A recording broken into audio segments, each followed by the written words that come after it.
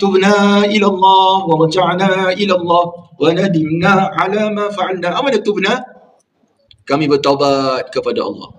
Wa raja'na, kami kembali pada Allah. Wa nadimna, belum tanya bab kunut lagi, ingat Ustaz lupa. Mau lupa pula Ustaz. Petang ni tak main pula ni. Wa nadimna, kami menyesal. Ala ma fa'alna, atas apa yang kami telah buat. Kita banyak sangat dosa ni.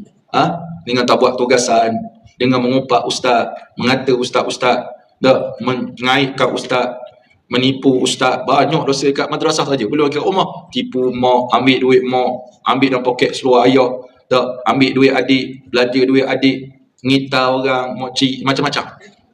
Banyak dosa kita, Pak. Tubna ila Allah wa raja'na ila Allah wa nadimna ala ma fa'alna.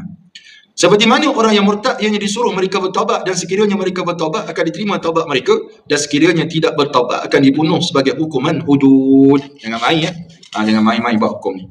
Akan tetapi sekiranya hanya meninggalkan puasa kerana malas. Kenapa kamu tak puasa ni adik? Malas. Aku kecil lagi, dia kata. Pada umur 40 lah, kecil lagi. Tak, 40. Malas ni tidaklah dihukumkan sebagai kafir, akan tetapi hanyalah seorang fasik. Kafir bukan, tapi fasik. Allah sebut dalam surah As-Sajdah. Apa ayat dia? Afaman kana mu'minan kaman kana fasiqa. Adakah sama orang mukmin dengan orang fasik? La yastawun, tak sama. Kamu baca ayat tu, faham tak maknanya? Tak faham.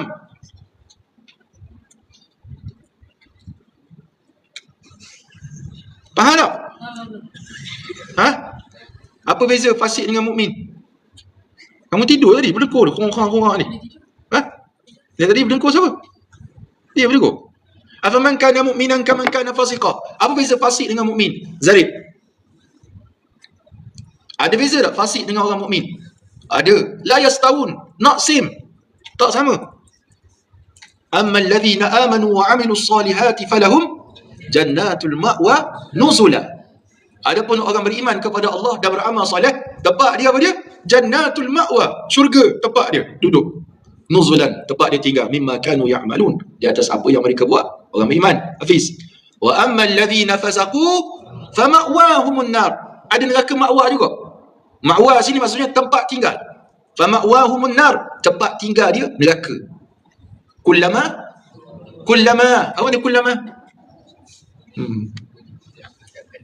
Kullama, tak kala mana. Kullama aradu, mereka ingin. Ay yakhruju minha, nak keluar daripada neraka tu. U'idu fiha, panjak. Malaikat kata, kepa di ujung. Jatuh,